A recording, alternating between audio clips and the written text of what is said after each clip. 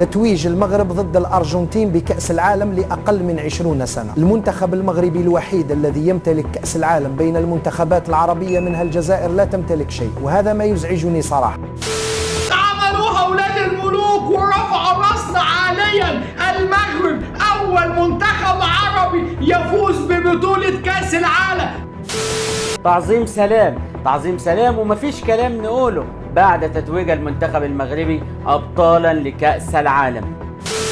إذا مبروك وألف مبروك للمغاربة أينما كانوا بهذا اللقب، لقب مونديالي، لقب قاري، لقب عالمي. فعلها أسود الأطلس، فعلها أشبال الأطلس، وأخذوا أغلى لقب في تاريخ الكرة القدم. لقد أخذوا بطولة العالم يا سادة، نعم إنه المغرب.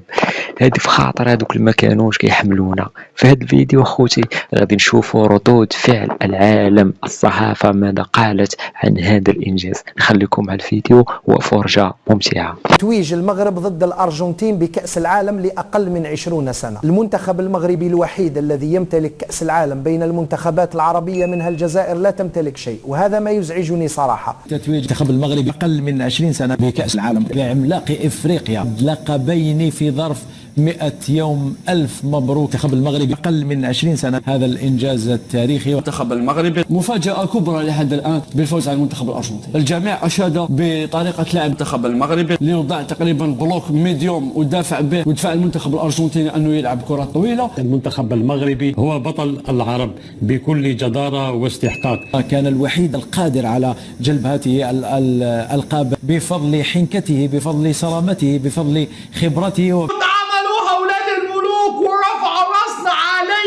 المغرب أول منتخب عربي يفوز ببطولة كأس العالم. ارفع راسك فوق، أنت مغربي. المغرب قاهرة الجميع، البرازيل، الأسبان، الفرنسيين، الأمريكان، وختاما بالأرجنتيين. ارفع راسك فوق، أنت مغربي. رفعة قوية جدا لصحافة دول الجوار اللي النهاردة بالليل مش هيعملوا اي حاجة، هيلعبوا بالموبايلات، وممكن يقفلوا الموبايلات ويقفلوا الانترنت ان شاء الله بدري، عشان الناس دي النهاردة هتنام بدري، مع انهم كانوا بيشجعوا الارجنتين ولابسين تيشيرت الارجنتين. بس صدقني النهاردة ان شاء الله هيناموا بدري جدا. تعظيم سلام، تعظيم سلام، ومفيش كلام نقوله بعد تتويج المنتخب المغربي أبطالا لكأس العالم.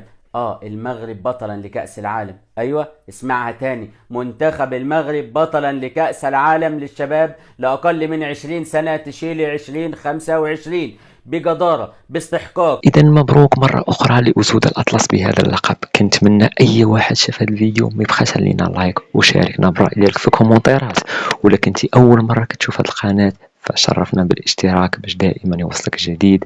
والسلام عليكم ورحمة الله تعالى وبركاته.